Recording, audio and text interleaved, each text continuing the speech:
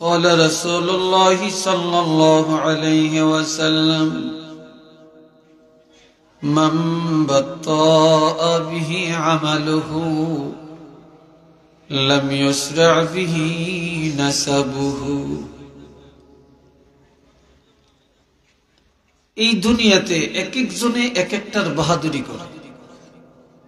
কেউ বলে আমি মেম্বার, কেউ বলে আমি চেয়ারম্যান, কেউ বলে আমি নেতা, কেউ বলে আমি শিল্পপতি, কেউ বলে আমি কোটিপতি, কেউ বলে আমি চৌধুরী, কেউ বলে আমি ভূঁইয়া, কেউ বলে আমি খান, কেউ বলে আমি পাটোয়ারি। এক একজনে এক একটার গৌরব কি বলেন, করে না? করে কিনা আপনাদের এলাকায়? আর আমার নবী বলেন, কিয়ামতের ময়দানে মুসিবতের দিনে কেউ যদি তার বদ আমলের কারণে, বদ খাসলতের কারণে, বদ চরিত্রের কারণে জাহান্নামী হয়ে যায়, সেদিন তারা বংশ পরিচয় দেখায়া, পদমর্যাদা দেখায়া, টাকার গৌরব দেখায়া কেহই জাহান্নাম থেকে মুক্তি পাবে না। মান বাত্তাআ বিহি আমালুহু লাম ইউসরা বিহি নাসাবুহু। সেদিন নসবের কোনো দাম নাই, বংশের কোনো পরিচয় নাই, অর্থের কোনো পরিচয় নাই। সেদিন পরিচয়টি হলো একমাত্র আমলের পরিচয়, তাকওয়ার পরিচয়, আর কিচ্ছু না।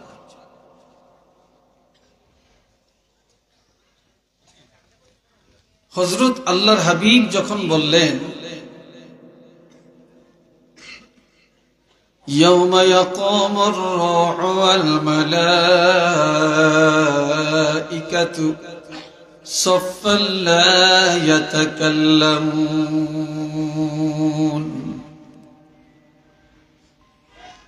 সেদিন দলে দলে, কাতারে কাতারে সবগুলি রূহ দাঁড়াবে, ফেরেশতারা কাতারে কাতারে দাঁড়াবে, তবে কেউ কথা বলতে পারবে না, কারো কথা বলার ক্ষমতা থাকবে না। ইল্লা মান আযিনা লাহুর রহমানু ওয়া ক্বালা সাওয়াবা।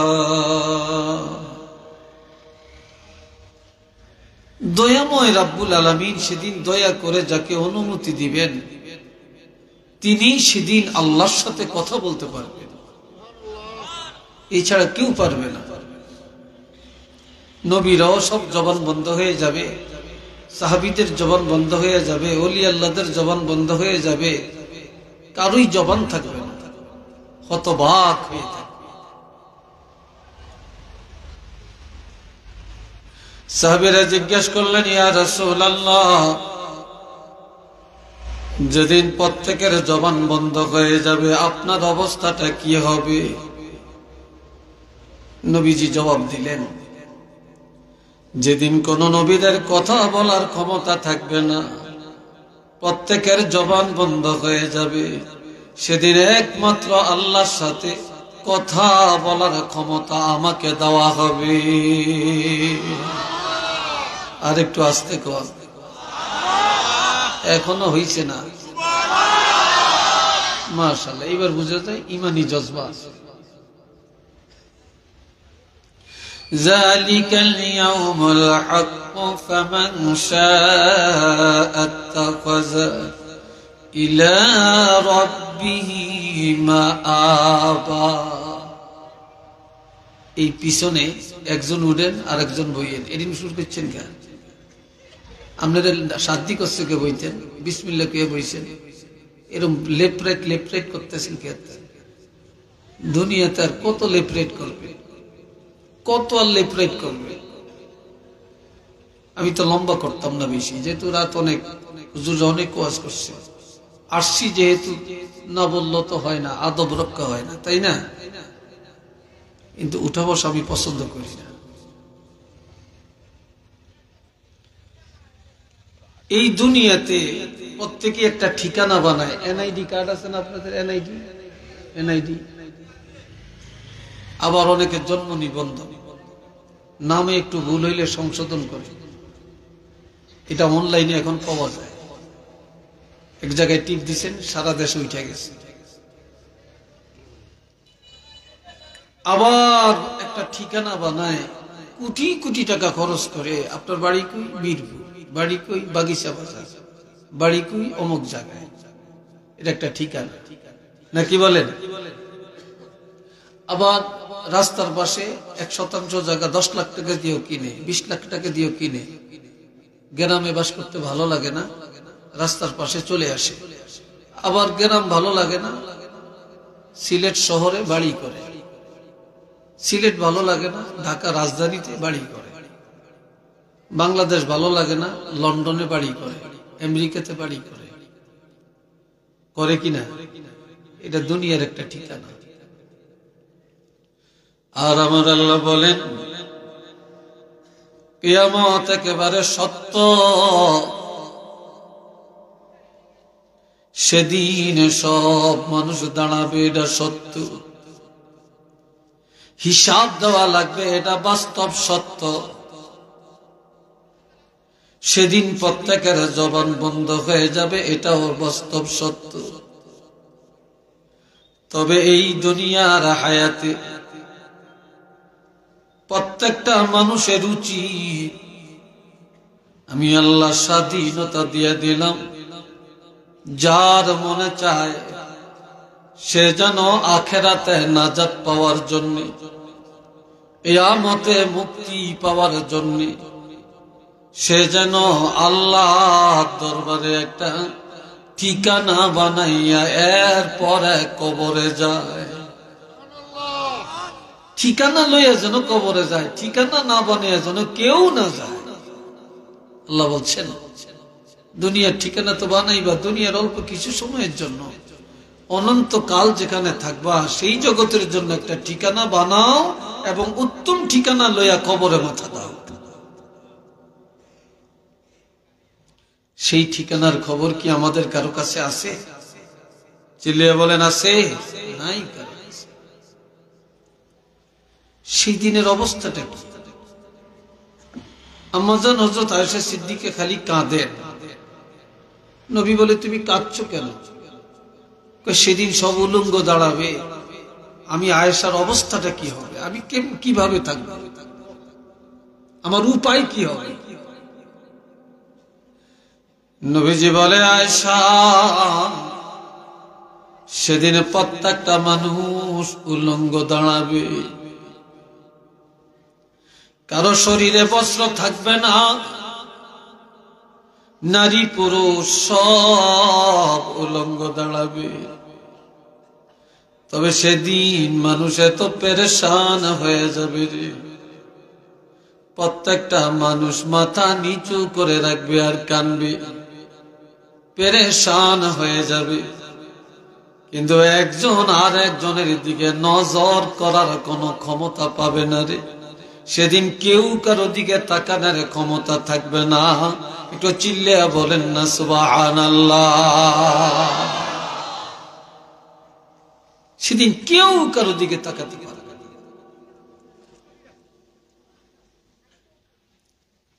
দুনিয়াতে সব কাজে আমরা সময় দিতে জানি, সব কাজে সময় দিতে জানি। বাজারে গেলে পারি, রাস্তাঘাটে পারি, শহরে বন্দরে পারি, সালিশ বোর্ডে পারি, মামলা মোকদ্দমায় পারি, বেচা কিনায় পারি, সব কাজে পারি। কিন্তু নামাজে দাঁড়াইলে পাগল, কতক্ষণ শেষ করব? মাহফিলে গেলে বেহুশ, কতক্ষণ শেষ করব? কখন যাব, কখন উঠব? কি কথা ঠিক কিনা? ইবাদতে দাঁড়াইলেই তখন আর আমাদের সময় কুলায় না, তখন আর সময় কুলায়। এই ভাইরা, নামাজ পড়া ফরজ, রোজা রাখা ফরজ, যাকাত দেওয়া ফরজ, হজ করা ফরজ, মানুষের উপকার করা ফরজ, মা বাপের খেদমত করা ফরজ। এই সাথে আরেকটা ফরজ আমাদের মধ্যে আছে, যেটা সবগুলো ফরজের চাইতে আরো দামি। সব ফরজ কিছু না কিছু আমাদের মধ্যে পাওয়া যায়, কিন্তু যেই ফরজটা একেবারে দরকার এটা আমাদের মধ্যে তালাশ করলে নাই। ওই পর্দাটার, ওই ফরজটার নাম হইল পর্দা। যেরকম কি পর্দা নাই এখন, নাই এখন পর্দা। পর্দা এক জায়গায় আছে, ঘরের জানালায় আছে, ঘরের দরজায় আছে। কি কথা ঠিক কিনা? পর্দা কোন জায়গায় আছে? ঘরের জানালার মধ্যে আছে, আর দরজার মধ্যে পর্দার কাপড় ঝুলে। কিন্তু আসলে এটা হচ্ছে বাহাদুরি, এটা হইল সুটানি। সুটানি এটা ভদ্রতা, হাকিকত পর্দা কিন্তু নাই। যেখানে যাবেন নাই, সব জায়গা থেকে উধাও হয়ে গেছে, উধাও হয়ে গেছে। আর পর্দার ওয়াজ করলে কিছু মানুষ আছে ওই কি, এই হুজুর একটু নবীর কথা কয় না, এই হুজুর একটু কোরআনের কথা কয় না, এই হুজুরি কি সুদের ওয়াজ করতে হয়েছে, কিসের ঘুষের ওয়াজ করতে হয়েছে, কিসের পর্দার ওয়াজ করছে, এদিন অনেক চলেনি। কি কথা ঠিক না? এইসব কথা কইয়া পর্দার ওয়াজ কোরআনে নাই, কথা কয় না। ঘুষের ওয়াজ কোরআনে নাই, যখন আসেনি। ঘুষের ওয়াজ করলে অনেক ইমাম সাহেবের চাকরি গেছে, কথা ঠিক কিনা? সুদের ওয়াজ করছে অনেক ইমামের চাকরি গেছে। আবার জুয়ার ওয়াজ করছে, ইমাম সাহেবের চাকরি গেছে গিয়া কেশিয়ারে জুয়া খেলায়। এই কয় আপনার বেতনটা কে দিবে দেখতে চাই, আপনি জুয়ার ওয়াজ দিয়ে করতে নিয়েছেন। কি কথা ঠিক কিনা? বিপদ। এ ভাইরা রে আমার, কলিজার টুকরা যুবকেরা খেয়াল করে শুনবা। আমার আল্লাহ পাক বলেন, ইয়া আইয়ুহাল্লাযীনা আমানু লা তাদখুলু বুয়ুতান গায়রা বুয়ুতিকুম হাত্তা তাস্তানিসু ওয়া তুসাল্লিমু আলা আহলিহা যালিকুম খায়রুল লাকুম লাআল্লাকুম তাযাক্কারুন।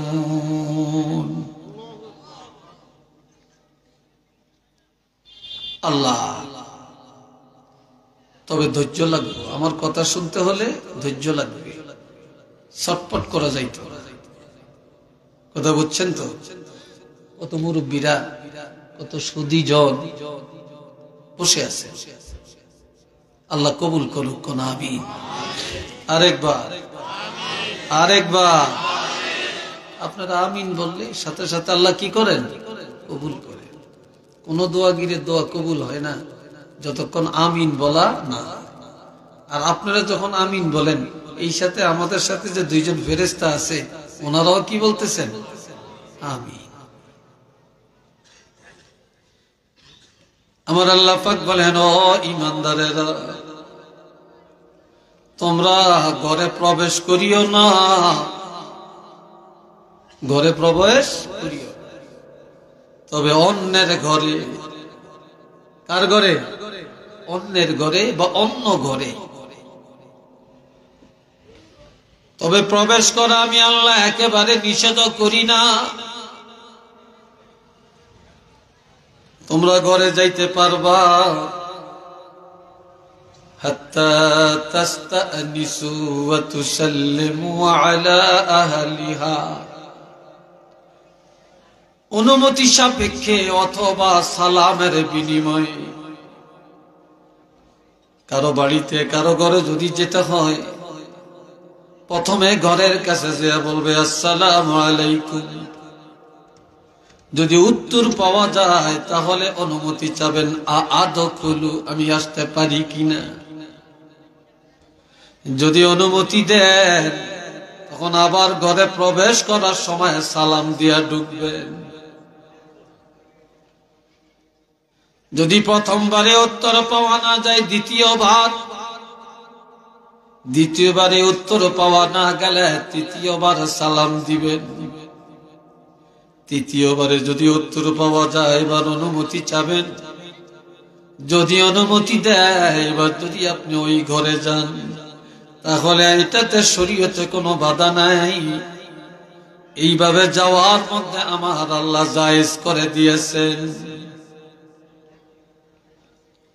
তবে এই অনুমতির প্রয়োজন কেন?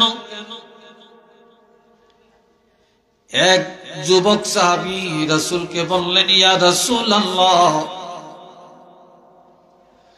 আমি আমার মা আরেক ঘরে থাকে, মায়ের কাছে যাব, অনুমতি লাগবে কিনা? যেহেতু আমি ছেলে, নি আমার মা, আমি মার কাছে যাব।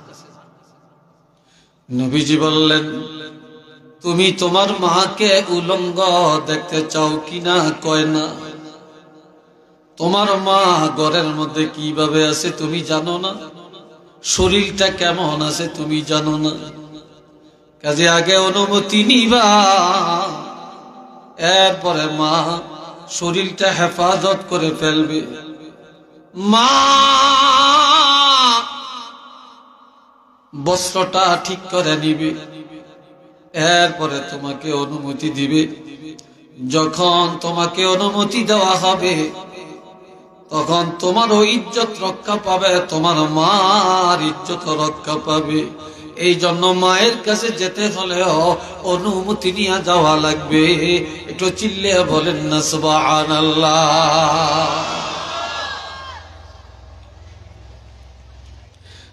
মেয়েরা বাবার কাছে যাবে, অনুমতি নিয়ে যাওয়া লাগবে। ভাই থাকে এক রুমে, বোন থাকে আর এক রুমে। বোন কিভাবে আছে ভাই জানে না, বোনের কাছে যেতে হলে অনুমতি নিয়ে যাওয়া লাগবে। আবার বোনে ভাইয়ের রুমে যাবে, ভাই কিভাবে আছে বোন জানে না, ভাইয়ের থেকে অনুমতি নিয়ে যাওয়া লাগবে। আবার আপনি গভীর রাত বাড়িতে আসছেন, সিলেট থেকে আসছেন, জগন্নাথপুর থেকে আসছেন, রশিদপুর থেকে আসছেন, বিশ্বনাথ থেকে আসছেন, রাত 12টা বাজে আপনার বিবি ঘুমায়, আপনি হুট করে ঘরে ঢুকে যদি আপনি রুমে যান, আপনার বিবি ডাকাত মনে করতে পারে, সন্ত্রাস মনে করতে পারে, লুচ্চা মনে করতে পারে। এই জন্য ভয় পেতে পারে। আপনি বাড়ি আসছেন, আপনার স্বামী, এই সংকেত আপনার বিবিকেও দেওয়া লাগবে। কথা বুঝাচ্ছি কিনা? আপনার বিবিকেও এই সংকেতটা দেওয়া লাগবে। অথবা আপনার বিবির বস্ত্রটা কেমন আপনি জানেন না, হুট করে ঘরে ঢুকলে বিবির দিকে তাকালে ঘৃণা জমতে পারে। এই জন্য যদি আগে সংকেত দেন আমি ঘরে আসতেছি, তখন আপনার বিবি জাকজমকের সৌন্দর্যের পোশাকটা গায়ে দিতে পারবে, চুলগুলি সুন্দর করে রাখতে পারবে, চেহারাটা সুন্দর করে গুছিয়ে গাছিয়ে রাখবে। তখন স্বামীর সামনে দাঁড়ালে তখন স্বামীর মনটা খুশি হয়ে যাবে। স্বামী যখন নজর দিলে খুশি হয়ে যায়, তখন আমার আল্লাহ খুশি হইয়া ওই স্বামী স্ত্রীর সগীরা গুনাহ মাফ করে দিবে।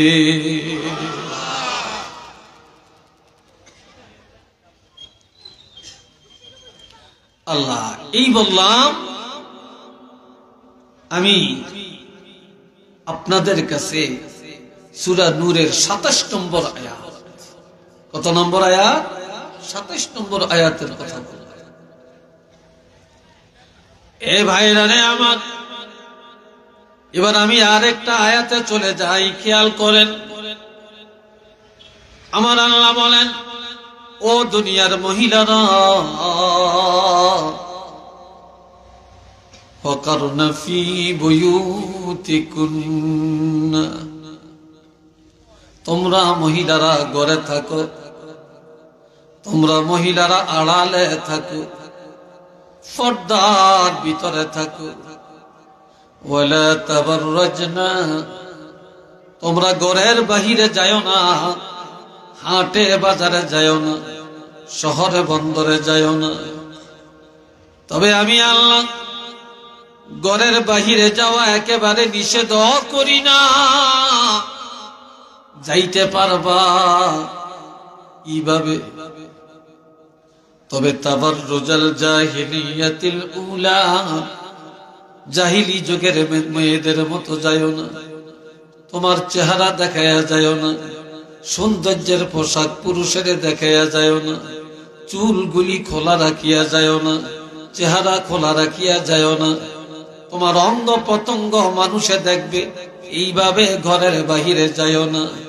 ঘরে থাকলে যেমন কেউ চিনে না, জানে না, বুঝে না, এমন ভাবে যদি ঘরের বাহিরে যেতে পারো, এই যাওয়ার মধ্যে আমি আল্লাহ বাধা দেই না।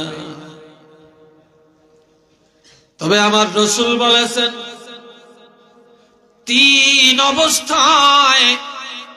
কয় অবস্থা? আরো আসতে কর, আরো আসতে কর।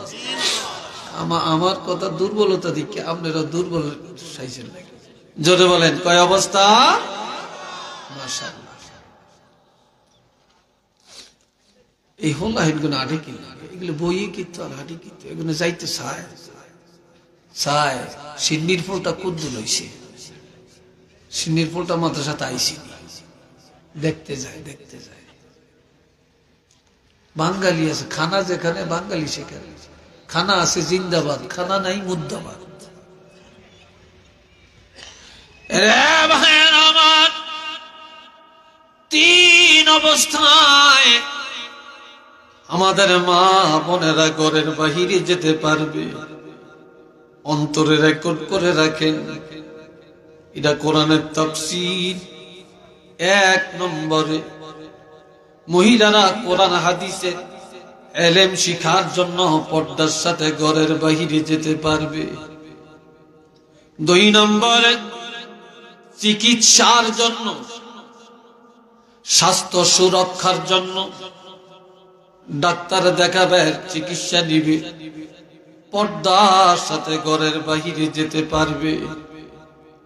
3 নম্বরে পরিবারের মধ্যে কামাই করার কেউ নেই, ভিক্ষার হাত না বাড়ায়া অন্যের বাড়িতে যাইয়া কাজ করে হালাল রিজিক তালাশ করে বাড়িতে আনিয়া সন্তানের রিজিকের ব্যবস্থা করার জন্য পর্দার বাহিরে যায়া, ঘরের বাহিরে যায়া পর্দার সাথে কাজ করে রিজিকের ব্যবস্থা করতে পারবে। এই ছাড়া স্বামীর বাড়ি থেকে বাবার বাড়িতে যাবে, বাপের বাড়ি থেকে স্বামীর বাড়িতে যাবে, জি জামাইয়ের বাড়িতে যাবে, অথবা ভাইয়ের বাড়িতে যাবে। এইতে করে ঘরের থেকে বের না হলে তো যেতে পারবে না।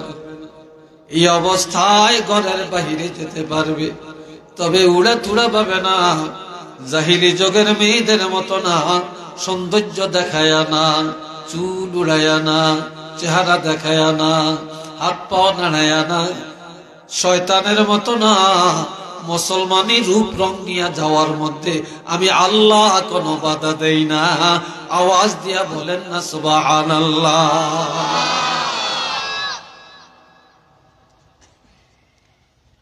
এখন এইভাবে যাওয়ার মতো মহিলা সমাজে কম না বেশি? চিল্লিয়া বলেন আছে? তালাশ করলে তো নাই। আবার কিছু আছে নাই যে তার দাম নাই, এদের দাম নাই।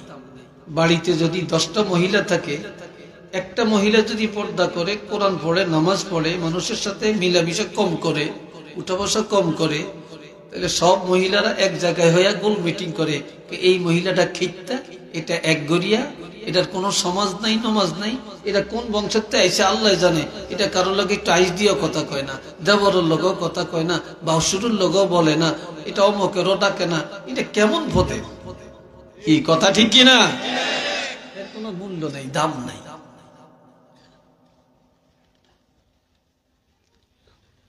আবার যেটা নাকি একটু নাডামি করতে পারে, বাটপারি করতে পারে মহিলা, এটা সবাই ডরায়। মেজদানি খাওয়ার মধ্যে বেকের আগে দাওয়াত দেয়, বিয়ের মধ্যে সবাই আগে দাওয়াত দেয়, গায়ে হলুদের অনুষ্ঠানে সবাই আগে দাওয়াত পায়, তখন সে হাতে তালি দেয় আর কয়, দেখ তোর রান্না চাই খারাপ, আমার বেকের আগে দাওয়াত দিছে, বিয়ের দাওয়াত দিছে, মেজদানির দাওয়াত দিছে, সব দাওয়াত আমার আগে দেয়, তো করে জিগাই নেই আসলে হেরে দাওয়াত দিছে কি লেহা বুঝে না।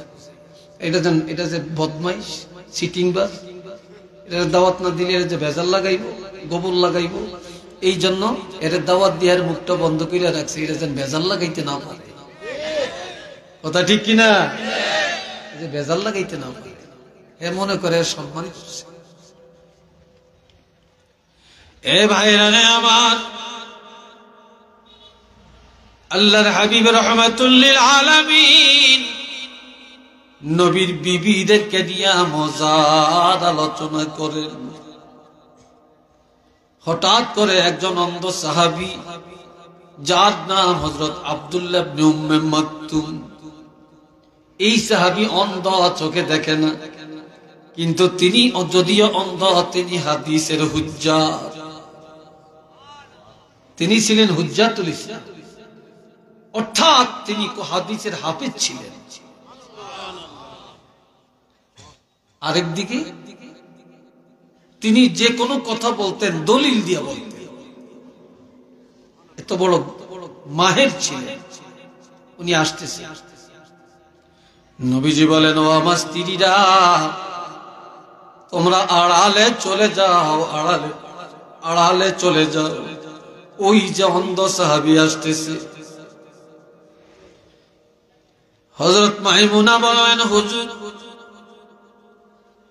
উম্মাহাতুল মুমিনিন যায়নাব রাদিয়াল্লাহু বললেন, ইয়া রাসূলুল্লাহ, এত অন্ধ, চোখে দেখে না, আমরা আড়ালে যাব কেন? নবীজি বললেন, সাহাবীর চক্ষু নাই, নজর করলে কাউকে দেখে না, কিন্তু তোমাদের চোখ দুইটা ভালো, তোমরা তো নজর করলে তারে দেখো, কাজে তোমাদের চোখ দিয়ে যেহেতু দেখা যায়, এই জন্য তোমরা নজর করা যাবে না, তোমরা আড়ালে চলে যাও, তোমাদের নজরটা যেন তার দিকে না যায়। আর আমাদের দেশে বিয়া হইলে একটা গেট দেয়, গেট, আমাদের দেশে গেট দেয়নি, গেট, হ্যাঁ, রাস্তার মাথায় গেট লাগায়, আর ওই গেটের মধ্যে বুড়ি দিন থেকে সব ঘরের ভিতরে, আর তাজা তাজা তরুণ একেবারে তাগড়া তাগড়া মেয়ে, গুণ ইন্টারে পড়ে, ডিগ্রিতে পড়ে, অনার্সে পড়ে, এখনো বিয়া হয় না, আর যদি কারো বিয়া হয়েছে একেবারে খুব দেখতে শুনতে না দুষ নুদুষ, এমন বউগুণ সুন্দর সুন্দর শাড়ি, সুন্দর সুন্দর কামিজ লাগাইয়া গেটের সামনে দাঁড়াইয়া মেহমানে রিসিভ করে, আর ফুল দেয়, আবার মোবাইলেরটা দিয়ে করে। কিরে ভাই, কথা ঠিক কিনা? আসেনি এটি নাম করে? হ্যাঁ আছে। আবার বাপে কয়, আমার মাইয়াটা, এটা আমার মাইয়া, দোয়া করিয়া, এটা আমার মাইয়া, দোয়া করিয়া, ওটা আমার ছোট ভাইয়ের ওয়াইফ। কি কথা ঠিক কিনা? তারপর ওটা আমার নাতিন, কেমন ফিটার দরকার তখন জানে ব্যাককল কথা। আমার কথা হয়তো একটু রাগটা হইলে হইবে, আপনারা আমারে আরেকবার দাওয়াত দিবেন, এই নিয়তে এখানে আসি, দিলি দিবেন, না দিলে নেই, কিসমতে থাকলে আছে, না থাকলে নেই। কোরআন হাদিসের কোন হক কথা, উচিত কথা গোপন করার কোন সুযোগ, যারা বলেন আছে? কিসের দরবেশগিরি, কিসের হজ, কিসের নামাজ, যদি আপনার ঘরের মধ্যে মেয়ে লোকই ঠিক না থাকে, ছেলে মেয়েই ঠিক না থাকে, এই ইবাদত কোথায় যাবে বলে?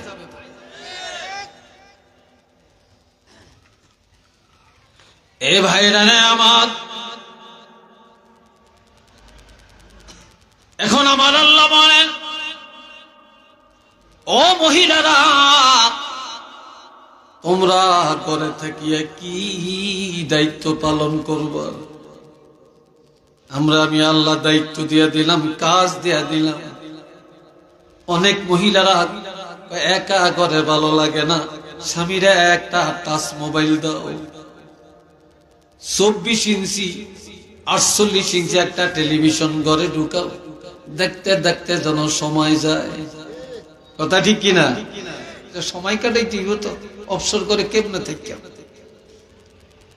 এক এক মোবাইল মহিলারা, বাবা রে বাবা, পকেটে অর্থ না। কথা ঠিক কিনা? আবার অনেক মহিলারা সারাদিন তো কই রাত 12টা বাজলে ভিডিও কল লাগায়, মাশাআল্লাহ, এখন সংসদ বসে, স্বামী রয়েছে লন্ডন, বেগম রয়েছে বাংলাদেশে, স্বামী রয়েছে সৌদি আরব, বেগম বাংলাদেশে। রাত 12টার পরে সংসদে বসে, সংসদে আলাপ করে, আপনার বাপ এরম করছে আমার লগে, আপনার মা এরম কইছে, আপনার ছোট ভাইটা ভালো না, আপনার বোনটা বেড়াইতে হয়েছে, একদিন বেড়াইছে, 2 দিন বেড়াইছে, কতদিন এগরে পাক করিয়া খাওয়াইয়াম, তারপর আমি ভাবতাম না আমি কি বান্দিনি কোনো, আমি কি চাকরানিনি কোনো, এগরে পাক করিয়া খাওয়াইয়াম। এরম করিয়া এই স্বামীরে এ আ কথা কু কথা কানের মধ্যে লাগাইয়া দিয়া স্বামীর মনটা সংসারে তুটিয়া দেয়। কি কথা ঠিক কিনা? টাকা দিত, এই টাকা দেওয়া বন্ধ, টাকা দিত, টাকা দেওয়া বন্ধ। বাইরে কইছে লন্ডন নিব, কত গুল্লি মা তোরে নি লন্ডন নিয়াম, তুই আর বেগমের লোক বেয়াদবি করছ, তুই মিল করিয়া চলতি পারস না। হায় হায়। আবার বিদেশ থেকে বাড়িতে আসে, শ্বশুর বাড়ির খবর দেয়, এয়ারপোর্টে গাড়ি লিয়ে যে শালারে কয়, সমন্দিরে কয় গাড়ি লিয়ে যান, আপনা মারপেটের ভাই, ভাইয়েরে কয় না, শালিরে কয় তুই লগে যাইস, কিন্তু মারপেটের বোনেরে কয় না, মারপেটের ভাইয়েরে কয় না। বিদেশ থেকে আসে, শালারে মোবাইল দেয়, জামার কাপড় দেয়, মুট করিয়া টাকা দেয়, কি খুশি। আমনা মারপেটের ভাই, মারপেটের বোন সাইরা নাও হাতে দিয়ে উঠে না। কি কথা ঠিক কিনা বলেন?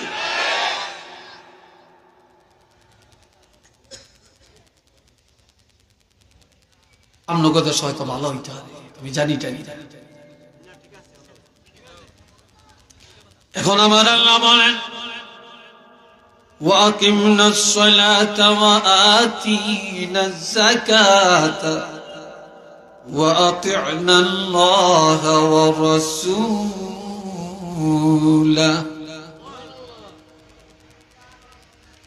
তোমরা ঘরে থাকিয়া নামাজ কায়েম করো,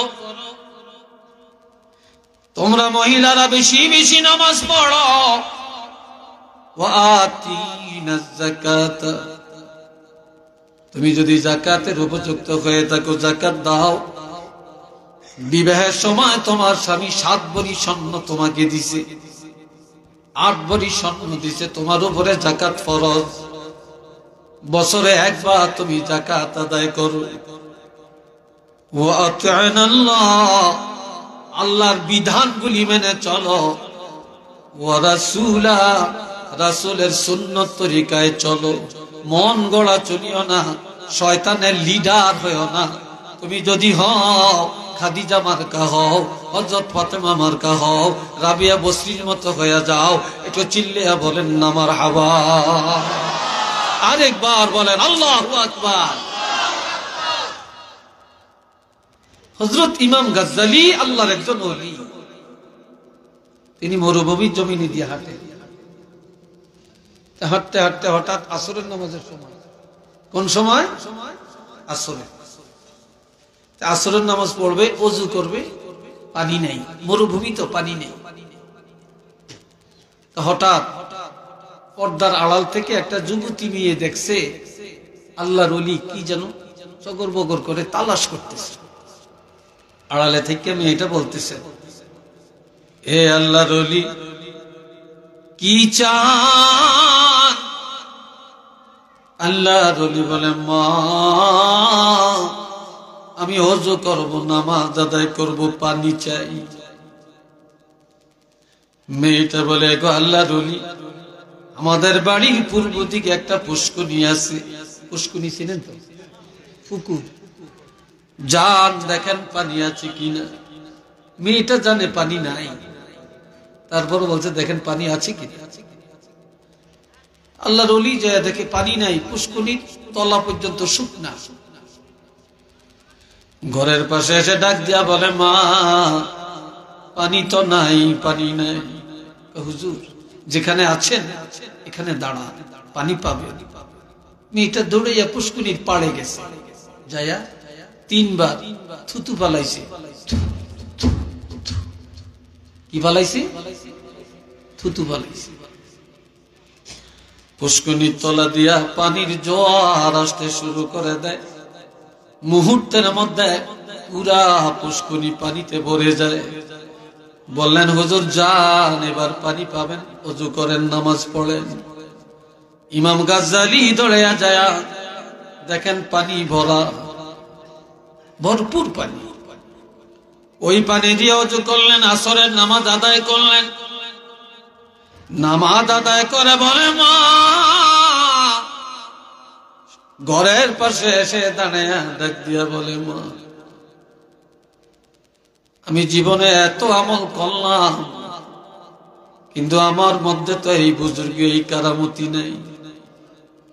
তুমি একটা মেয়ে মানুষ, কি আমল তুমি করো? সত্য করে বলো গো মা, কি আমলের কারণে তোমার থুতুর মধ্যে এতটা বরকত? মেয়েটা বলে, হে আল্লাহর ওলি, তেমন কিছু করি না, তবে 5টা কাজ আমি কখনো ছাড়ি না। জোরে বলেন কয়টা? জোরে বলেন কয়টা? 5টা। 1 নম্বরে, যেদিন আমার বিবাহ হয়, স্বামীর সাথে যখন স্বামীর ঘরে ঢুকি, সেদিন থেকে কোনদিন ঘরের বাহিরে যাই না। স্বামীর ঘর ত্যাগ করে পর্দার বাহিরে যাই না।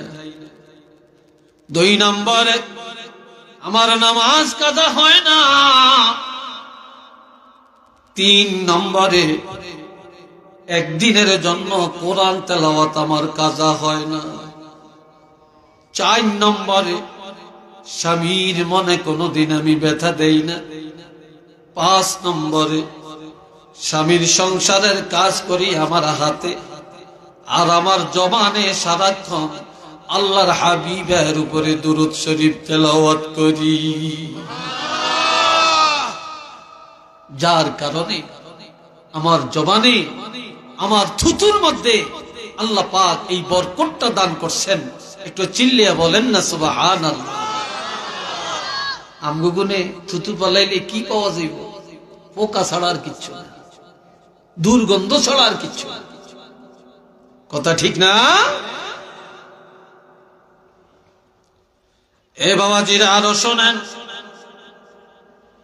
এখন ঘরের দ্বারে গেছেন, বারবার ডাক দিছেন, অনুমতি চাইছেন। এখন আল্লাহ বলেন, فَإِن لَّمْ تَجِدُوا فِيهَا أَحَدًا فَلَا تَدْخُلُوهَا حَتَّى يُؤْذَنَ لَكُمْ। আলহামদুলিল্লাহ বলে, আরো আস্তে কর, আরো আস্তে কর। মাশাআল্লাহ, বাতিলে দেখা যায় না হিসি, মানুষ বাড়ছে নি কিছু? হ্যাঁ, উঠছে নি আসলে? উঠছে কেন? মাশাআল্লাহ, শুনেননি ওয়াজ আপনারা? কথা বুঝেননি? আমার বুঝা যায়নি আসলে।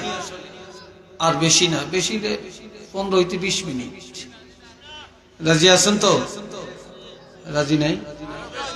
কি বলেন, রাজি নাই? 15 থেকে 20 মিনিট, বেশি করিয়া লাভ কি? শোনেন এ ভাইয়েরা, খেয়াল করেন, ঘরের পাশে যায় বারবার অনুমতি চাইলেন। যদি অনুমতি পাওয়া না যায়,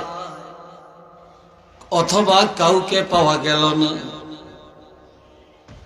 আমার আল্লাহ বলেন, তারপরে জানালা তুমি খোলা দেখলা,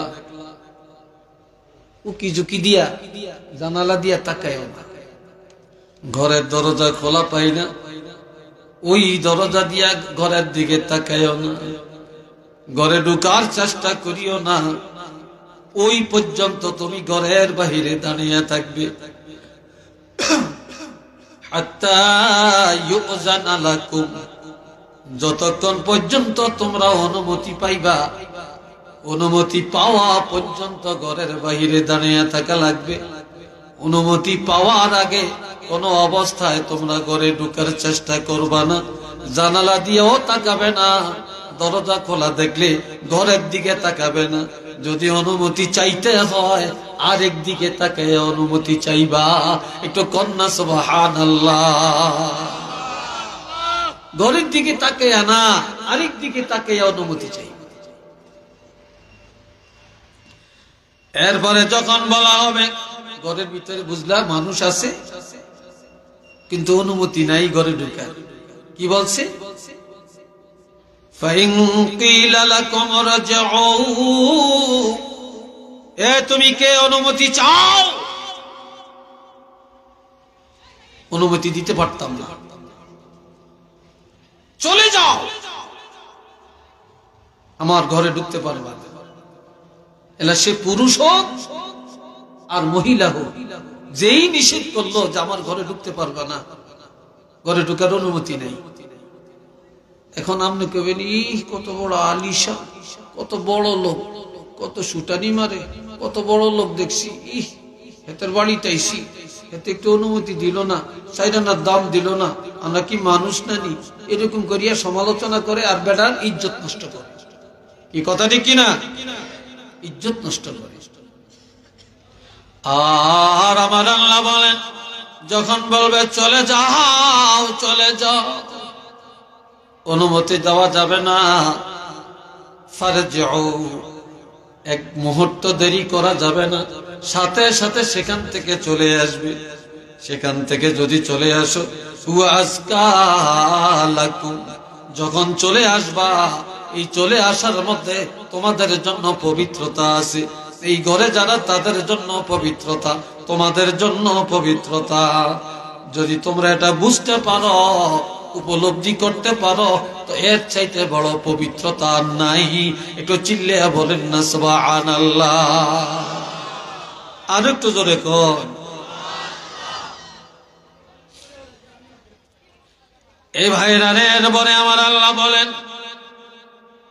লাইসা আলাইকুম জুনাহুন আন তাদখুলু বুয়ুতান গায়রা মাসকুনাতিন ফিহা মাতাউল লাকুম ওয়াল্লাহু ইয়ালামু মা তুবদুনা ওয়া মা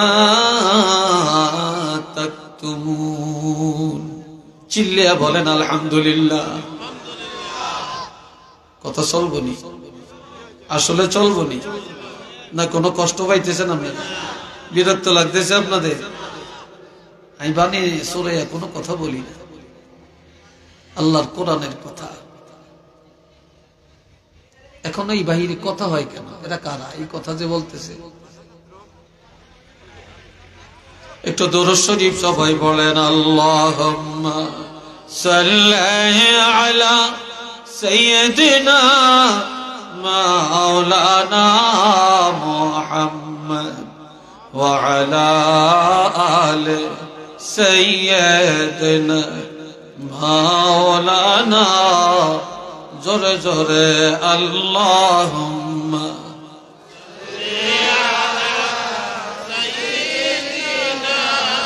মাওলানা মুহাম্মদ ওয়া আলা আলি সাইয়্যিদিনা।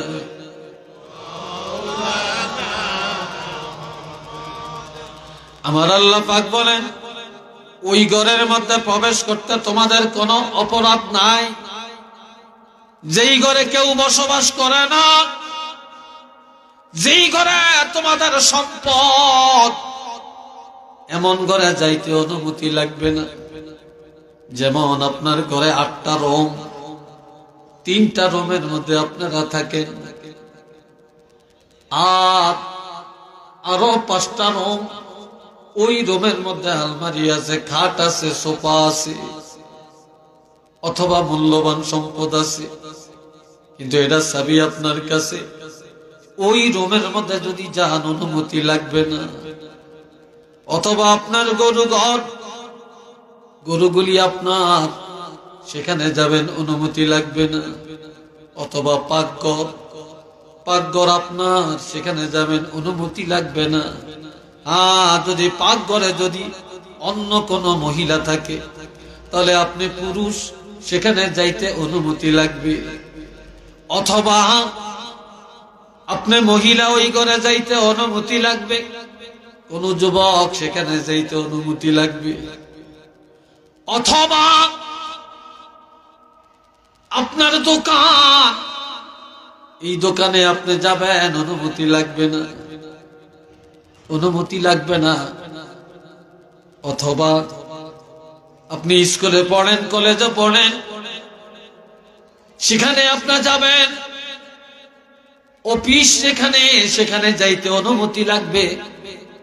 যেটা অফিস না খুলে দিছে দপ্তরি, অনুমতি লাগবে না, এই খুলে দেওয়াটাই অনুমতি। অথবা বেল বাড়ি দিছে, ঠনঠনি দিছে, এটা অনুমতি। মসজিদের মধ্যে নামাজ পড়তে গেলেন, মুয়াজ্জিন মসজিদ খুলে দিছে, অনুমতি লাগবে না, আজান দিছে, এটা অনুমতি। জামাত হয়ে গেল, মসজিদের ভিতরের অংশ মেরে দিল, বারিন্দার অংশ খোলা, ভিতরে যাওয়া যাবে না, মসজিদের বারিন্দার অংশের মধ্যে আপনাকে নামাজ আদায় করা লাগবে। আপনি যদি মুয়াজ্জিনের অনুমতি না নিয়ে মসজিদের ভিতরে ঢুকেন, মসজিদের কোন সম্পদ যদি নষ্ট হয়, হারানো যায়, তাহলে আপনার বিরুদ্ধে মামলা করা শরীয়তে যায়। এই জন্য মসজিদের বারিন্দা খোলা থাকলে সেখানে যাওয়া যাবে, কিন্তু ভিতরের অংশ মারা থাকলে সেখানে যাওয়া যাবে না। একটু চিল্লিয়া বলেন আলহামদুলিল্লাহ। আর একটু জোরে কর। রে ভাইয়েরা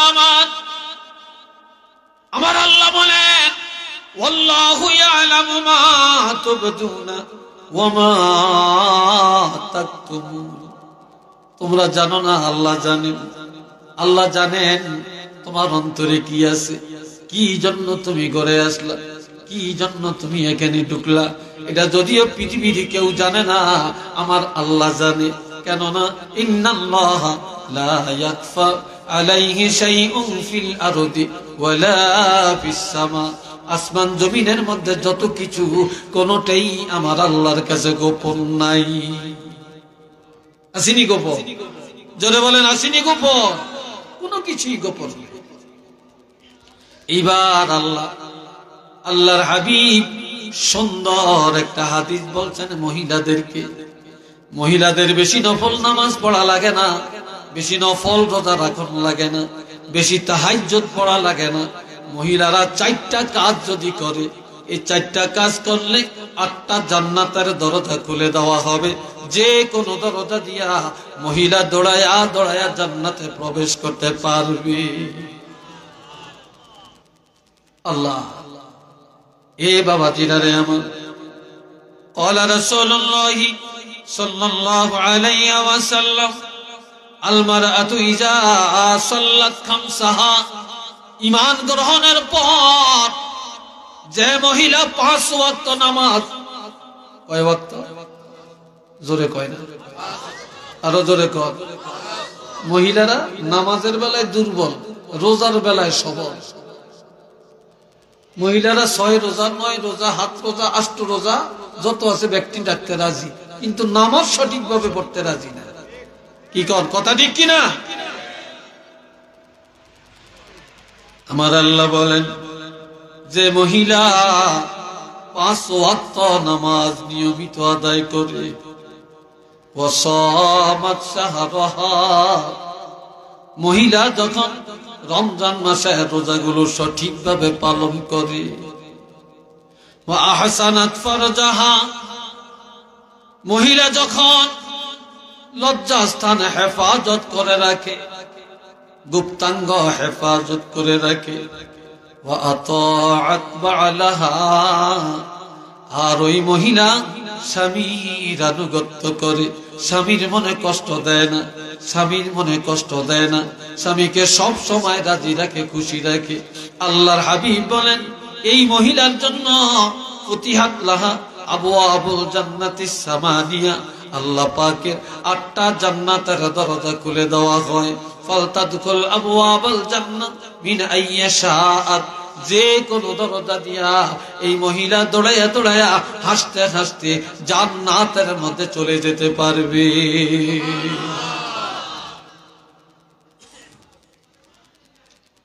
কি চমৎকার বললেন ইমাম বুখারী রাহমাতুল্লাহি আলাইহি। ওনার কবরের মাটি মেশকো আম্বর। আল্লাহু আকবার কর না, আরেকটু জোরে, আরেকটু জোরে। খাতুনে জান্নাত হযরত ফাতেমা জোহরা, ওনার কবরের মাটি মেশকো আম্বরের মতো গ্রান হয়ে গেছে। কেন? কারণ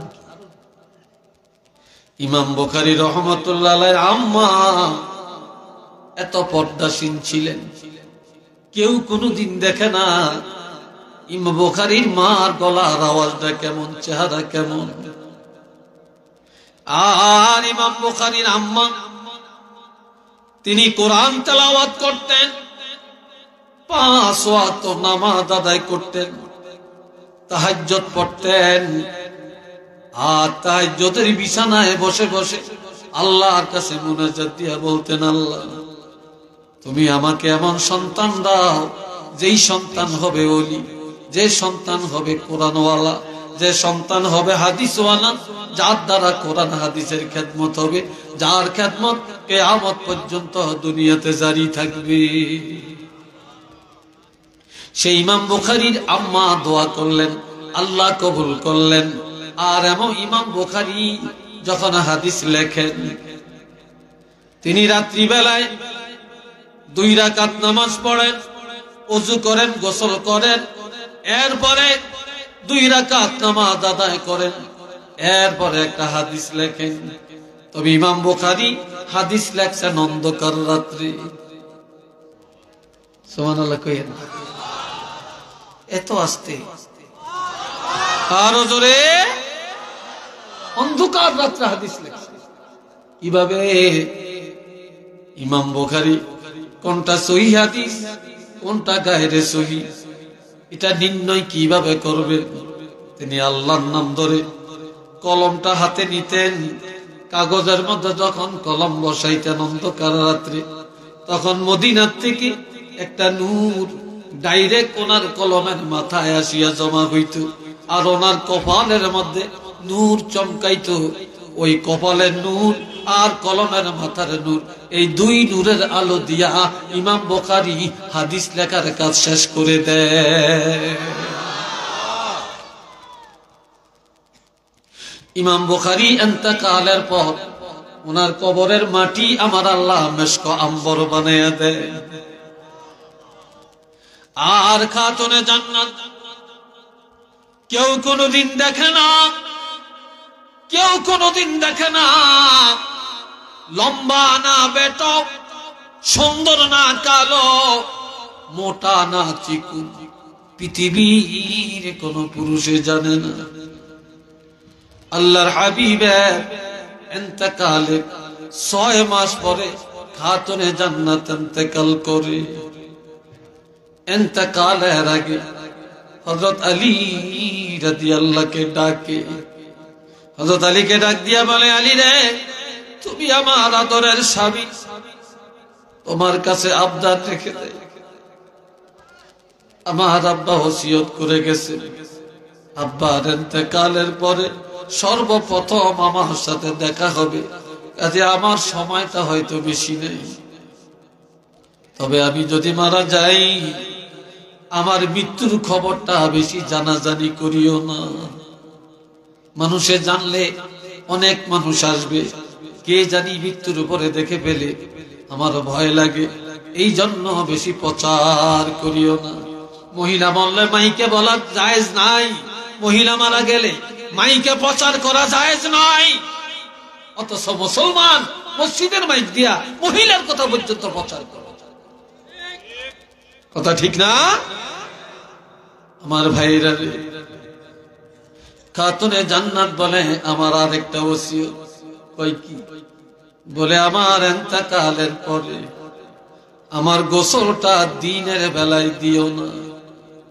আমারে গোসল দিতে গেলে কেউ না জানি আমাকে দেখে ফেলে। 3 নম্বরের ওসিয়ত, আমার জানাজার নামাজ দিনের বেলায় পড়িও না, গভীর অন্ধকার রাত্রে আমার জানাজা পড়বে। 4 নম্বর ওসিয়ত, আমার কবরটা দিনের বেলায় করিও না, গভীর অন্ধকার রাত আমার কবরটা করবে।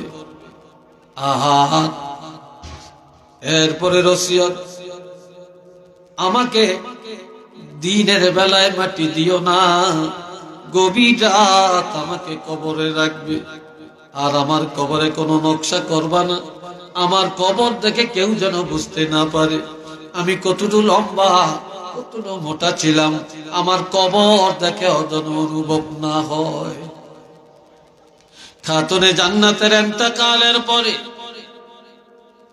গভীর রাত ওনাকে গোসল দেওয়া হয়, জানাজা হয়, কবর হয়। ওনার লাশটা নিয়ে যখন জান্নাতুল বাকিতে যায়, ওই জান্নাতুল বাকি গোরস্থানে যায়, আর এমন সময় নজর করে দেখে আরো 6টা মহিলার লাশ চলে আসছে। সুবহানাল্লাহ বলতেন না? একই রাত্রে জান্নাতুল বাকি গোরস্থানে, মদিনার গোরস্থানে একই রাত্রে 7টা কবর হয়। সকাল বেলায় আসিয়া এই 7টা কবরের মধ্যে কোন কবরটা ফাতেমার কবর, এটা কোনো বেগানা পুরুষের আমার আল্লাহ জানতে দেয় না। কিভাবে কবরের পরিচয় পেলেন? এবার একটা একটা করে কবরের কাছে যায় দেখে, বুঝতে পারে না। যখন ফাতেমার কবরের কাছে যায়, তখন কবরের মাটি থেকে আতরের ঘ্রাণ বের হয়। এই আতরের ঘ্রাণ পায়া সিদ্ধান্ত নেয় এটি হলো খাতুনে জান্নাতের কবর। একটু চিল্লিয়া বলেন না মারহাবা।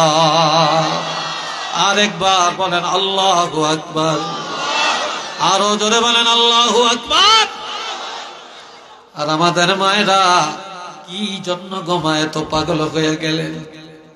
আর দুনিয়াতে এত গজব কেন? দুনিয়াতে এত অশান্তি কেন? বর্তমানে ছেলেরা মায়ের কথা মানে না কেন? সন্ত্রাস কেন? এত বোমাবাজি কেন? এত বেয়াদব কেন? এত মদখোর কেন? এত গাঞ্জাখোর কেন? এত বেনমাজি কেন? এত অশান্তকর পরিবেশ কেন? 2টা কারণ।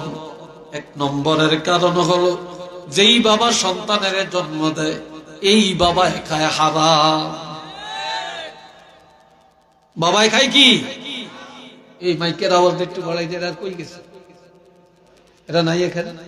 এরা আওয়াজ একটু বাড়াই দাও, ভিতরে একটু বাড়াই দাও। আল্লাহ, কষ্ট হয় আপনাদের? কথা বলেন, কষ্ট হয় তো? কথা ফিনিশিং এ নিয়ে আসতেছি। বাবাই খায় হারাম, বাবাই খায় সুদ, বাবাই খায় ঘুষ, বাবাই খায় পরের হক। কথা ঠিক কিনা? খাইনি খাইনি খাইনি। আবার পরের হক খায়, আইল কাটিয়া জমিন বড় করে। এতে মসজিদে যে নজরে কাতার সোজা করে, কাতার সোজা করা ওয়াজিব। এইতে জমিন কাটিয়া আরেকজনের জমিন কাটিয়া নিজের জমিন নিয়ে এসে লাইন ঠিক নাই, মসজিদে যে এখন লাইন সোজা করেন, এটা ওয়াজিব। কি কথা ঠিক কিনা? বাবাজিরা রে আমার, খেয়াল করেন। এরপরে আল্লাহ কুরবি যাইবেন কি কারণে? অশান্তি। বাবাই খায় হারাম, এই হারামের রক্ত মাংস, হারামের বীর্য। আর যেই মা করবে সন্তান, এই মা হলো দায়ুস। মা হলো দায়ুস। মা করে থাকে না। এক দলে যায় সিলেট, আরেক দলে যায় বিশ্বনাথ, আরেক দলে যায় জগন্নাথপুরে, আরেক দলে যায় ঢাকা। আবার বিয়ার দাওয়াত যদি মহিলারা পায় যায়, সিন্নি পায়। আবার সেন্টারে যায়, একটা মহিলার কোন শরীরের কাপড় ঠিক নাই, আর সেন্টারে যায় কে কার সাথে দেখা যাওয়া যায়, কার সাথে দেখা দেওয়া জায়েজ নাই। এটার তারতম্য একটা পুরুষের মধ্যে নাই, একটা মহিলার মধ্যে নাই। যার কারণে তাদের গর্ভের সন্তান কোনোদিন ভালো হয় না, তাদের গর্ভের সন্তান হয় বেয়াদব।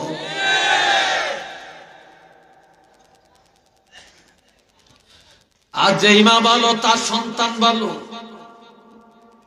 গাছ ভালো, গোটা ভালো, বাপ ভালো, বেটা ভালো, মা ভালো, সন্তান ভালো, গাই ভালো, দুধ ভালো, দুধ ভালো, ঘি ভালো।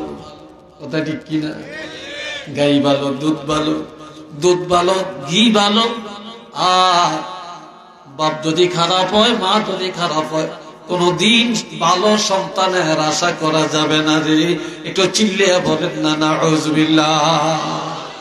আর একবার জোরে সরে কর নাউযুবিল্লাহ। এবার আসেন, আমার আল্লাহ এরপরে বলছেন বিসমিল্লাহির রহমানির রহিম কুল লিল মুমিনিনা ইয়াগুদ্দু মিন আবসারিহিম ওয়া ইয়াহফাযু ফুরুজাহুম। আল্লাহু আকবার। কন্যা আওয়াজটা জোরে দেন, আরেকটু জোরে। আল্লাহু আল্লাহু। আরেক এই গলার ভিতরে ব্যাং আটকাইছে, ব্যাং চিনি না, তো জোরে সরে কোন আল্লাহু আকবার। আল্লাহ খুশি না বেজা? বান্দা যখন বলে সুবহানাল্লাহ, আল্লাহ পবিত্র, আল্লাহ কয় আমি তোমার জন্য একটা বাগান, পবিত্র বাগান সাজাইয়া দিলাম। বান্দা যখন কয় আলহামদুলিল্লাহ, আল্লাহর প্রশংসা, আমার আল্লাহ কয় তোমরা যখন আমি আল্লাহর প্রশংসা করলা, আমি আল্লাহ তোমাদের জন্য জান্নাতের দুয়ার খুলে দিলাম। বান্দা যখন বলে আল্লাহু আকবার, আল্লাহ কয় বান্দা বলে আমি বড়, আমি আল্লাহ ঘোষণা দিলাম। আমার যেই বান্দা বলে আমি আল্লাহ মহান, আমি আল্লাহ ঘোষণা দিলাম আমার ওই বান্দাগুলি আমি আল্লাহর কাছে মহান। আমি আল্লাহর কাছে কি মহান, আমার কাছে বড়। এখন আল্লাহ কয় কুল লিল মুমিনিন, হাবিব দুনিয়ার ইমানদার পুরুষের আপনি জানিয়ে দেন ইয়াগুদ্দু মিন আবসারিহিম, ইমানদার পুরুষেরা যেন নজরটা হেফাজত করে রাখে, নিম্নগামী করে রাখে, কোন মহিলার দিকে যেন না তাকায়।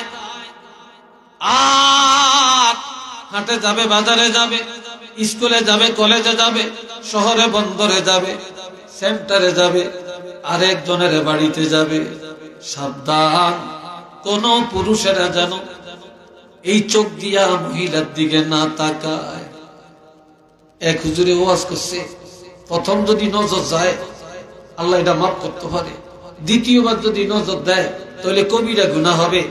এই জন্য একবারের পরে দ্বিতীয়বার নজর দেওয়া যাইতে না। যুবক ছেলে একটা দেখতেছে, মাইয়া 3 সাইডে যাইতে আছে কলেজে, খুব ডকের মাইয়া, একেবারে যাইতে আছে, মানে আমি চোখ গড়িয়া দাঁড় মারলাম সাইয়ারিছে। তখন আরেকজনে কয় কি রে, মাইয়ারা কলেজে যায়, মাদ্রাসা যায়, তুই যে আমরা চোখ গড়িয়া সাইয়ারিছ, কি কন?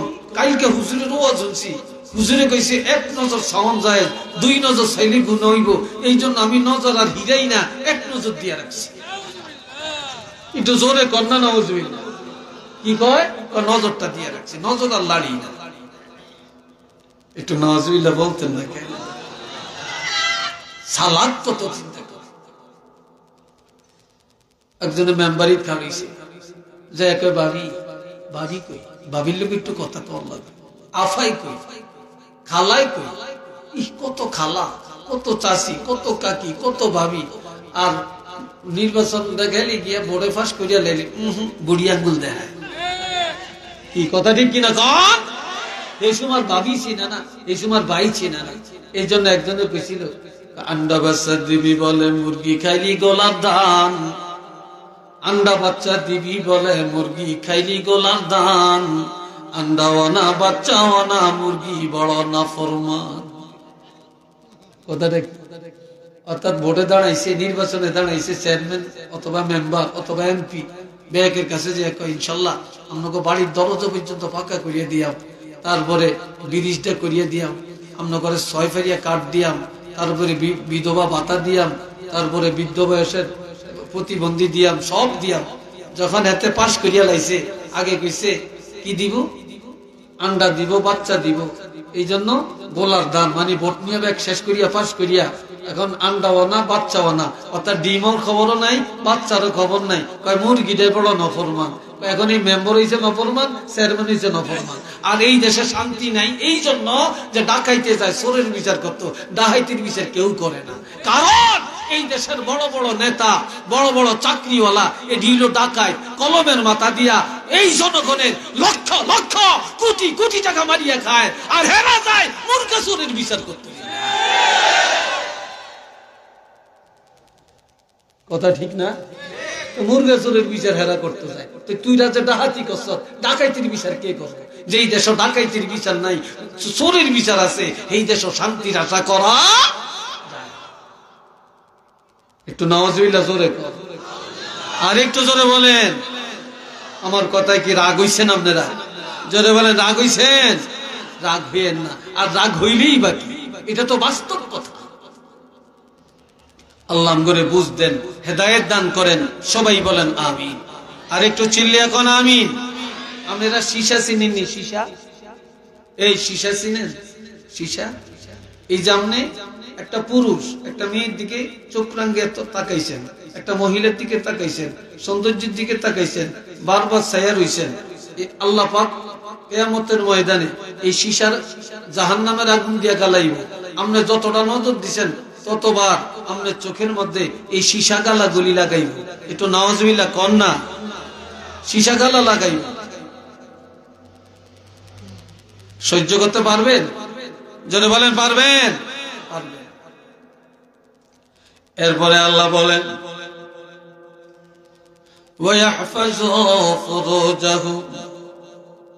হাবিবপুর দুনিয়ার ইমানদার পুরুষদেরকে জানিয়ে দেন, তারা যেন তাদের গুপ্তাঙ্গ হেফাজত করে, লজ্জাস্থানে হেফাজত করে, লজ্জাস্থানের তাড়নায় যেন জিনার আড্ডায় না যায়। দুনিয়াতে কোন দিকে যাবেন?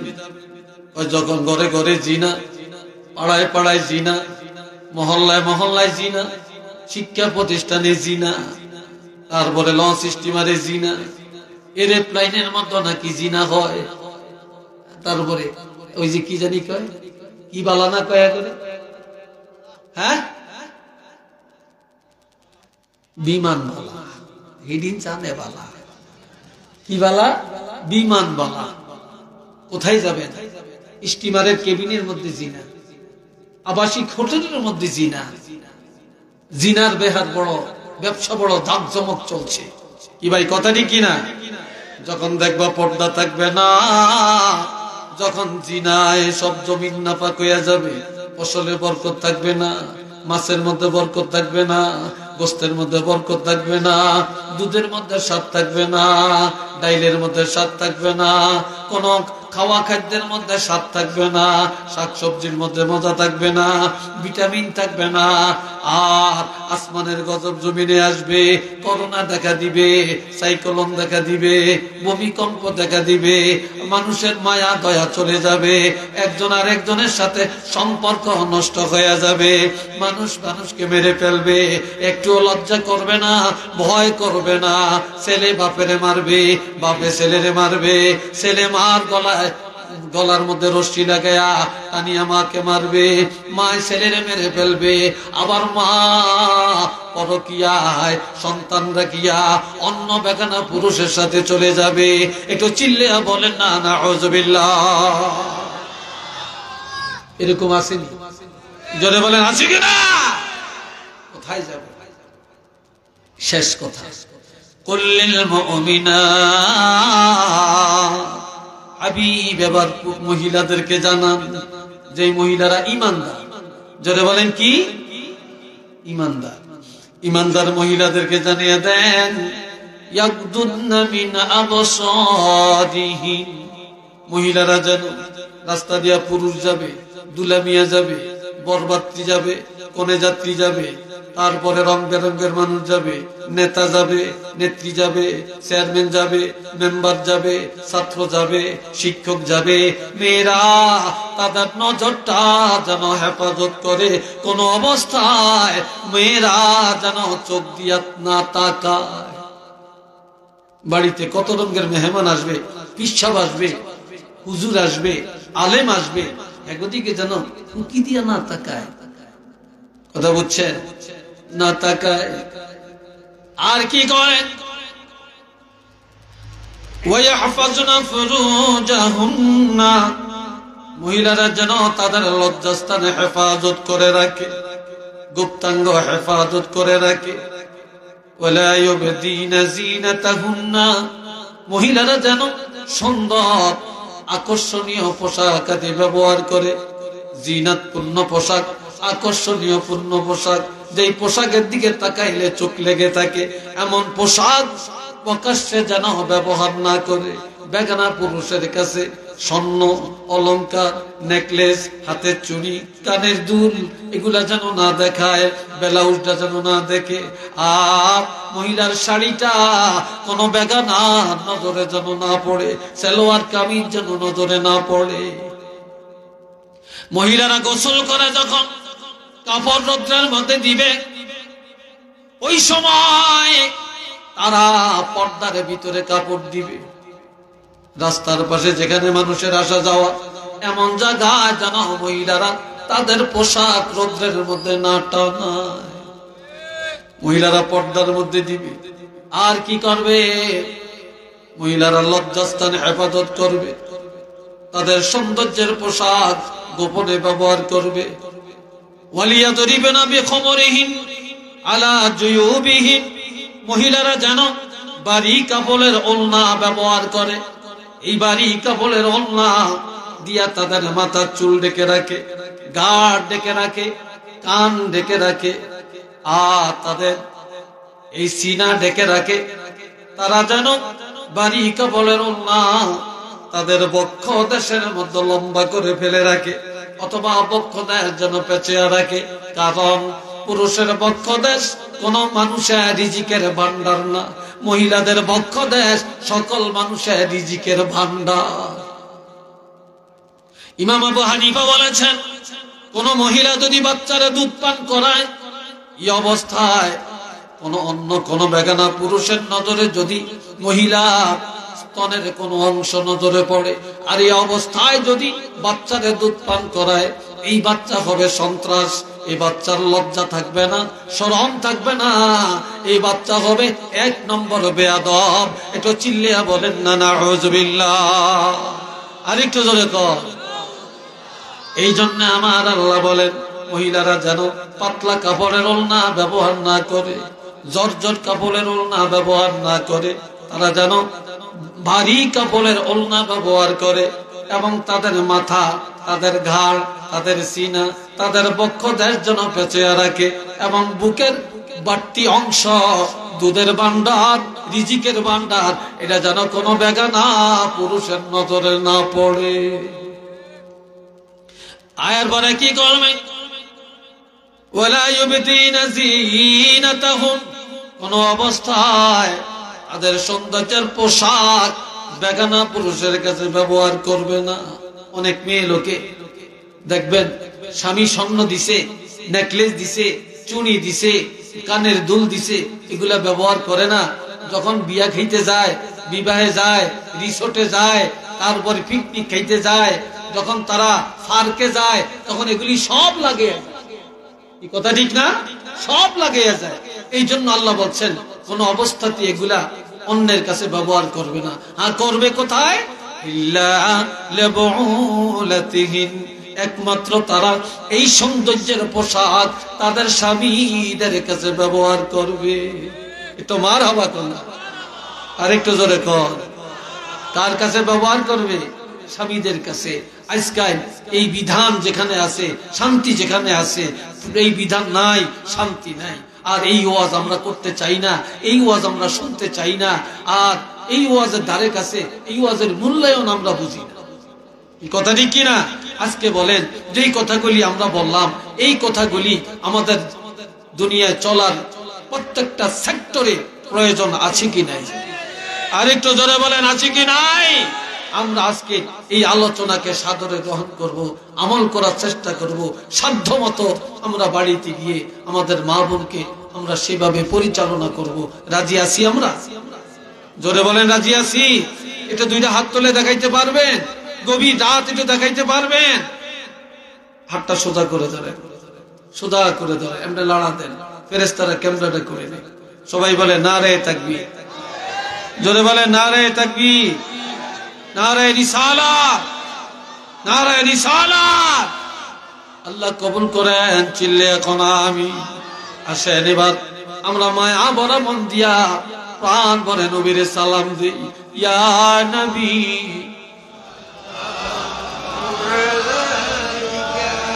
ইয়া রাসূল ইয়া হাবিব সালাম আলাইকা সালাম আল্লাহ।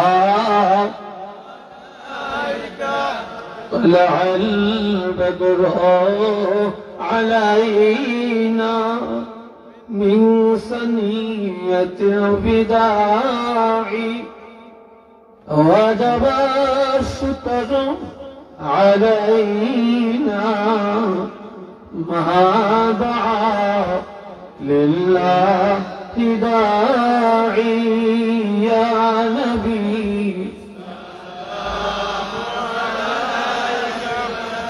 يا رسول سلام عليك يا حبيب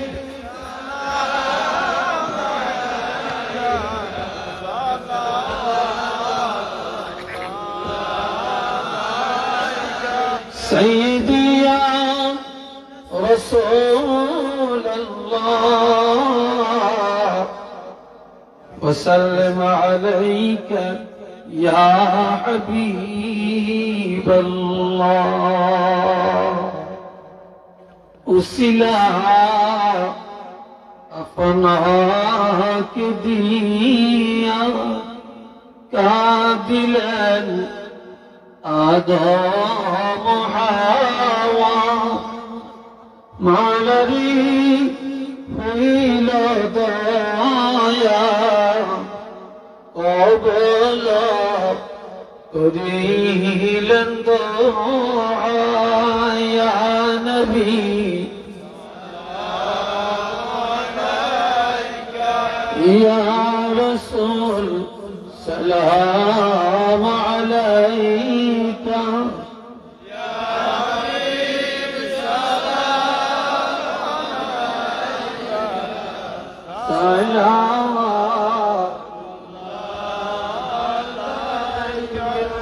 بلغ العلا بكماله كشف الدجى بجماله حسنت جميع خصاله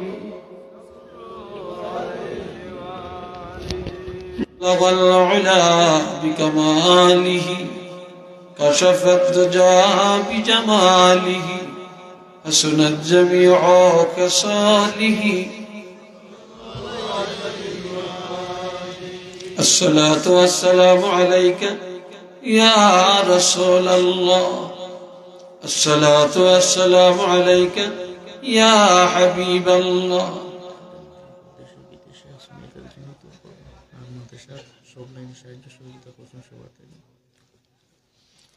الصلاة والسلام عليك يا شفيع المذنبين الصلاة والسلام عليك يا رحمة للعالمين الحمد لله আরেক বার বলেন আলহামদুলিল্লাহ।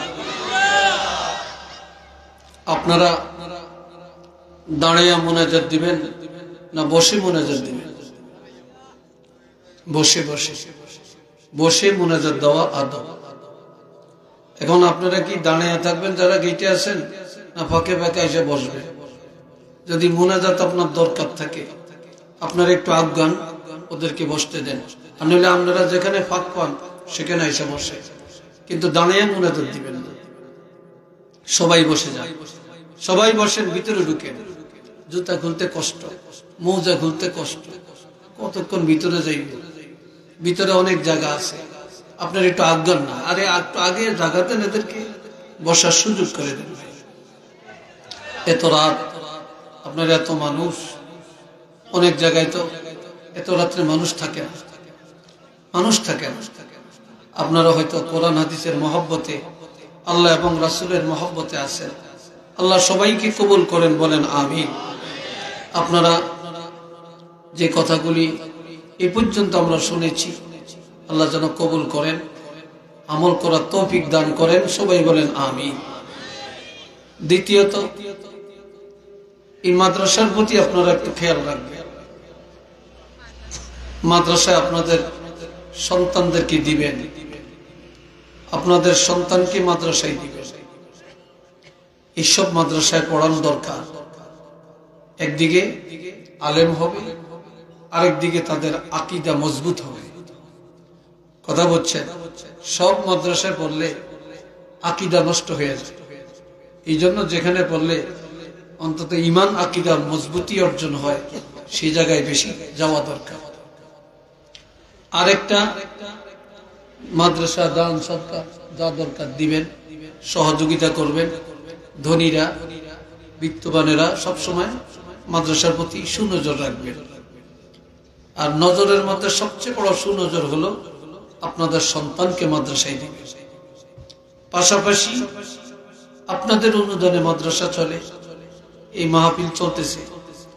দেশের থেকে বিদেশ থেকে অনেকেই অনেক অনুদান করছেন। আল্লাহ পাক যেন প্রত্যেকের এই দান সদকাগুলি কবুল করেন। চিল্লিয়া বলেন আমিন। তাদের জন্য খাসভাবে দোয়া করবেন। আপনারাও যেন সবসময় দিতে পারেন মাদ্রাসায়, এটার জন্য দোয়া করবেন। করবেন তো নাকি? অনেকে অসুস্থ, সবার জন্য দোয়া হবে, দোয়া করবেন। আমি আপনাদের কাছে আমিও দোয়া প্রার্থী। আমি আসলে খুব কঠিন ভাবে একটা অ্যাক্সিডেন্ট হয়েছিলাম 2022 সালের 25শে মার্চ। কেউ ভাবে নাই আমি বেঁচে থাকব। আর আপনাদের দোয়ায় এই সিলেটের আনাচে কানাচে আলিম ওলামা মসজিদ মাদ্রাসায় আমার জন্য দোয়া হয়েছে। মক্কা শরীফ আমার জন্য দোয়া হয়েছে,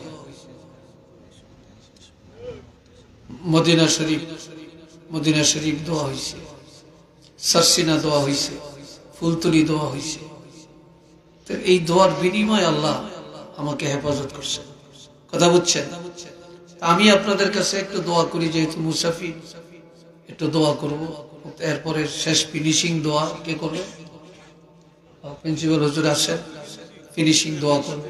সে না, তারপরে হুজুরের শেষ দোয়া করবেন। আমি একটু মুক্তাসর দোয়া করি, আমার জন্য দোয়া করবেন। আল্লাহুম্মা আমিন। রব্বানা যালামনা আনফুসানা ওয়া ইল্লাম তাগফির লানা ওয়া তারহামনা লানাকুনান্না মিনাল খাসিরিন। রব্বানা আলাইকা তাওয়াক্কালনা ওয়া ইলাইকা আনাবনা ওয়া ইলাইকাল মাসির। রব্বিরহামহুমা কামা রব্বায়ানি সগীরা। রব্বুল আলামিন, আয় আল্লাহ, হযরত শাহজালাল শাহ কাজী লতিফিয়া দাখিল মাদ্রাসার বার্ষিক মাহফিল, গভীর রাত, আমি না খান্দা গুনাহগার, অসংখ্য উলামায়ে কেরাম, তুলাবায়ে আযম, হুজ্জাজে কেরাম, হুফাজে কেরাম, তোমার জাকিরিন শাকিরিন বান্দাগুলো নিয়ে, কলিজার টুকরা যুব সমাজকে নিয়ে, আয় আল্লাহ, তোমার রহমতের দুয়ারে হাত তুলেছি, মেহেরবানি করে কবুল করে নেন। রব্বুল আলামিন, আমি বড় গুনাহগার, এই মাহফিলে আমার চাইতে বড় গুনাহগার আর কেউ নেই। আয় আল্লাহ, গুনার দিকে তাকাইলে তোমার দরবারে হাত উঠাতে লজ্জা লাগে, তোমার রহমতের আশা করতে পারি না।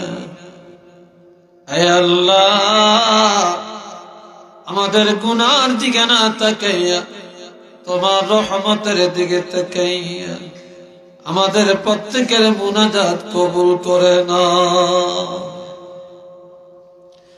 এ রব্বুল আলামিন, যত সওয়াব আপনি মঞ্জুর করেছেন, কোটি কোটি গুণে বানাইয়া আপনার হাবিবের রওজা আতহারে পৌঁছে দেন।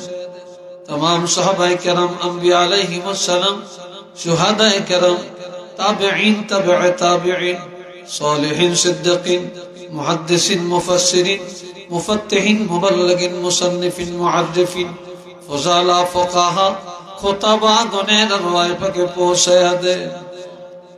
এ মাবুদ, সারা দুনিয়ার মাটির নিচে কালমাওয়ালা যত ঈমানদার মুসলমান কবরে, প্রত্যেকের কবর জান্নাতের বাগান বানিয়ে দেন। রব্বুল আলামিন, আমরা যারা হাত তুলেছি, আয় আল্লাহ, আমাদের অনেকের আব্বা নাই, আম্মা নাই, দাদা নাই, দাদি নাই, শ্বশুর নাই, শাশুড়ি নেই, নানা নানি নাই। আয় আল্লাহ, দুনিয়া সব খবর করে থাকিয়া পাওয়া যায়, কিন্তু কবরের কোন খবর পাওয়া যায় না রে আল্লাহ। জানি না কার কবরটা জান্নাতের বাগানে হয়ে গেছে, কার কবরে জাহান্নামের আগুন জ্বলে। আল্লাহ, তুমি মেহেরবানি করে প্রত্যেকের রহে পাকে পৌঁছায়া দাও, প্রত্যেকের কবর জান্নাতের বাগান বানিয়ে দাও। এ মাবুদ, আমাদের পীর উস্তাদ যারা যেখানে আছেন আল্লাহ, দরজা বুলন্দ করে দাও।